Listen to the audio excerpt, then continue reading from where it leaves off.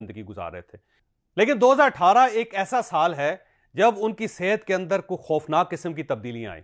2018 के आखिर में अचानक उनका वजन गिरना शुरू हो गया और उनकी हड्डियों के अंदर जान खत्म हो गई, उनको सांस लेने में प्रॉब्लम आना शुरू हुई और उनकी स्किन यानी जिल्द ने लटकना शुरू कर दिया और उसके साथ साथ उनके गुर्दों में दर्द होना शुरू हो गया, उनकी हड्डियों में दर्द होना शुरू हो गया, वो एक्सरसाइज नहीं कर पाते थे, बोलने में उनको प्रॉब्लम आनी शुरू हो गई। तो एक अजीब सी बीमारी थी। फौरी तौर पर डॉक्टरों से रब्ता किया गया। यूएई में उस वक्त होते थे वो, दुबई के डॉक्टरों से रब्ता किया, उन्होंने उनको देखा, उनका मुआयना किया, लेकिन उनको बीमारी समझ नहीं आई। फिर उनको लंदन ले जाया गया और वहाँ पे डॉक्टरों ने उनका मुआयना किया, लेकिन उनको भी बीमारी समझ नहीं आई। फिर ये किसी ने बताया कि ये जो सिम्टम्स हैं ये एक खौफनाक रेयर किस्म की बीमारी है जिसके बारे में सिर्फ अमेरिका में इस वक्त रिसर्च हुई है। तो अगर जनरल परवेज़ मुशर्रफ साहब को अमेरिका ले जाया जाए तो शायद वो डॉक्टर्स उस बीमारी को डिस्कवर कर सकें और फिर शायद इनका इलाज शुरू हो जाए।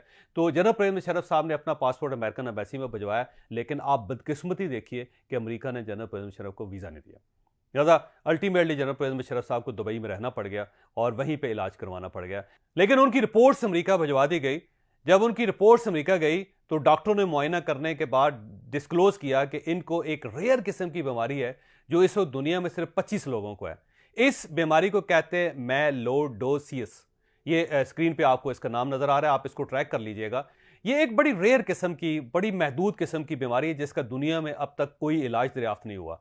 ये बीमारी प्रोटीन से स्टार्ट होती है कि आपके जिस्म के अंदर कोई ऐसी प्रोटीन पैदा हो जाती है जो आपके अज़ा को खाना शुरू कर देती है। आपके लंग्स में अगर चली गई तो आपके लंग्स को उड़ा देगी, अगर आपके गुर्दों के अंदर चली गई तो आपके गुर्दों का फंक्शन डिस्टर्ब हो जाएगा, अगर आपके फेफड़ों के अंदर चली गई तो आपको सांस में प्रॉब्लम आएगी जब, और अगर ये आपकी स्किन में चली गई तो स्किन हड्डियों को छोड़ देगी और आपकी स्किन लटकना शुरू हो जाएगी। इसमें इंसान बोल नहीं सकता क्योंकि ये ज़ुबान के ऊपर भी अटैक करती है, तो इंसान की ज़ुबान मोटी हो जाती है, वो फैल जाती है, अकड़ जाती है।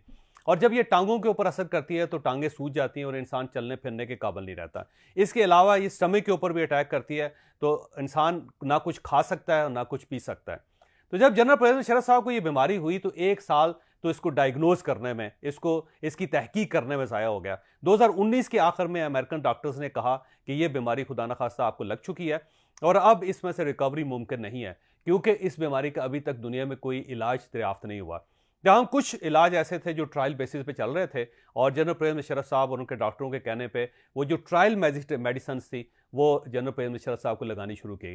इसका पहला इंजेक्शन लंदन में जनरल परवेज़ मुशर्रफ साहब को लगा था और वो बहुत ही तकलीफदेह एक प्रोसेस था, क्योंकि इसका जो इंजेक्शन है वो बोन मैरो में रखता है। और बोन मैरो क्या होता है? ये जो हमारी रीढ़ की हड्डी होती है इसके अंदर एक गूदा होता है जिसको बोन मैरो कहते हैं और यहीं से हमारी बॉडी के ज़्यादातर फंक्शन चलते हैं। ये मेन जो सोर्स होता है हमारी बॉडी का वो बोन मैरो के अंदर होता है।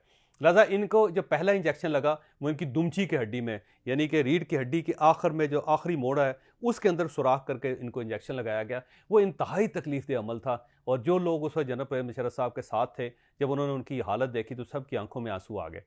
और उसके बाद फिर ये ट्रीटमेंट वहाँ चलता रहा और फिर ये यूएई आ गए।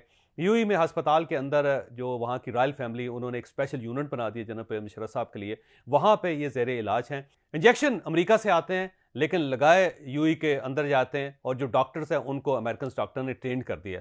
अब इस वक्त जनरल परवेज़ मुशर्रफ साहब की हालत ये है कि उनकी स्किन लटक चुकी है और हड्डियों ने और गोश्त ने स्किन को छोड़ दिया और स्किन ऐसे महसूस होती है जैसे धोए हुए कपड़े को तार के ऊपर लटका दिया जाता है तो वो इस तरह हवा के अंदर हिलता है, तो वैसी स्किन उनकी हो गई है। और बॉडी के बाकी जो फंक्शंस हैं वो भी काम नहीं कर रहे, उनके गुर्दे काम नहीं कर रहे, उनके फेफड़े काम नहीं कर रहे, वो बोल नहीं पा रहे क्योंकि उसकी वजह ये उनके अंदर एनर्जी नहीं है। और अब वो सिर्फ लोगों को देखते हैं और कोशिश करते हैं बोलें, लेकिन बोलने के वो काबिल नहीं रहे। चलना फिरना उनका तकरीबन मफकूद हो चुका है।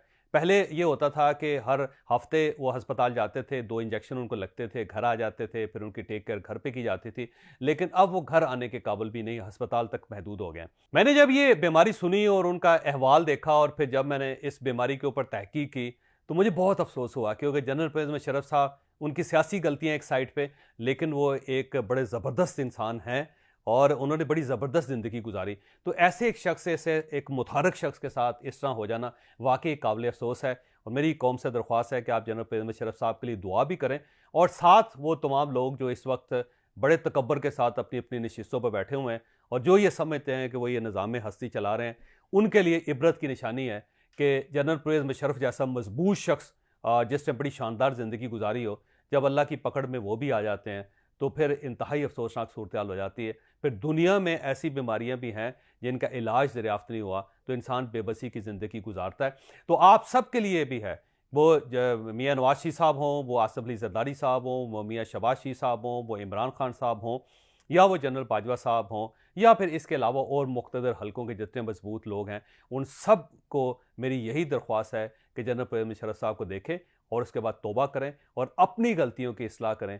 क्योंकि अगर आप अपनी गलतियों की इस्लाह नहीं करते तो खुदा न खास्ता आप भी अल्लाह ताला की पकड़ का निशाना बन सकते हैं। और जब इंसान अल्लाह की पकड़ का निशाना बनता है तो वो एक इबरत की निशानी बन के रह जाता है।